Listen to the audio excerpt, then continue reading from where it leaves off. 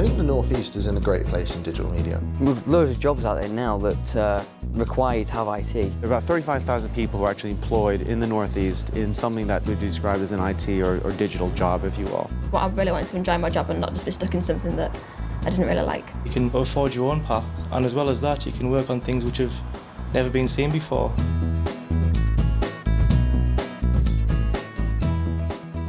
The IT and the digital media industries, I mean, the easiest way to define them is that basically you're using computers or computer software as your primary tool. Some people will be working on the computer software, the computer hardware. Other people will be using computer hardware and software to build other things, let's say websites, for example, or games that they then sell on to either clients or to end customers. And what we've shown very consistently over the last nearly 10 years now is that there's actually a very big industry here.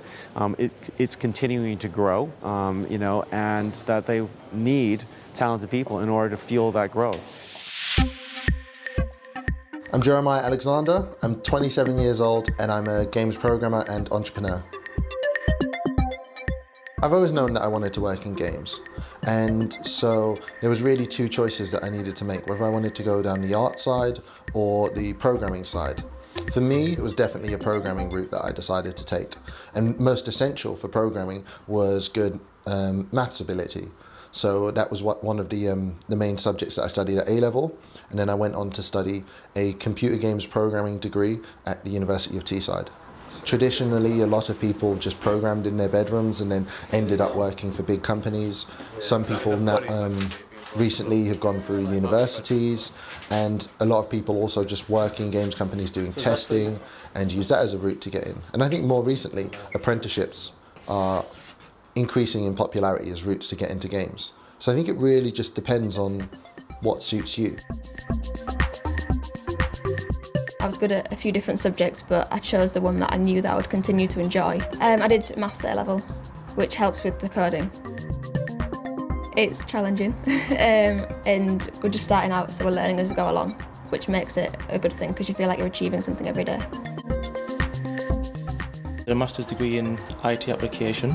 I moved here because I thought it was a better opportunity to further my career, because I'm going to be working in the console arena, so I thought it would be a better experience for me. Had more strings to my bow essentially when I moved on. It was more of a challenge as well, which was something I'm always looking out for.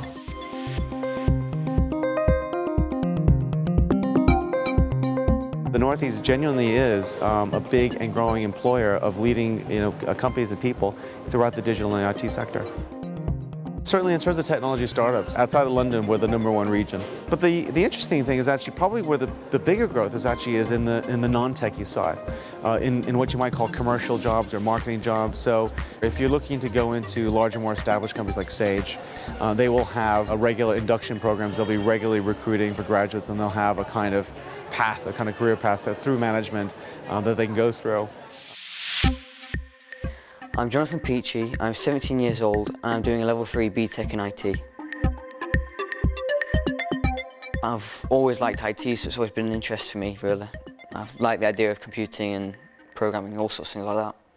You do need maths for certain ideals of programming, because you do have to add certain things or certain calculations you're required to do, when you create little games.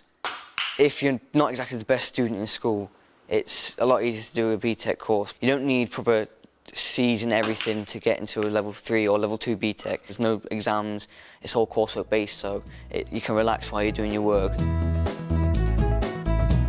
When I leave, I might go to university and study a more advanced course in programming, because the UCAS points I'll get off this if I pass both the years with at least a distinction, which I've already currently got, can get into a more higher advanced course for programming, which can get me into a better job in programming, or even security design, things like that, software, all sorts. If you're coming from a science or technical or mathematical background, you'll be, I wouldn't say hoovered up, that might be too aggressive, but you won't have difficulty finding opportunities, and opportunities that I think that'll be genuinely exciting, not just a job, but a job that you may want to devote your career to. It's very tiring, a lot of hard work, but I look forward to Mondays.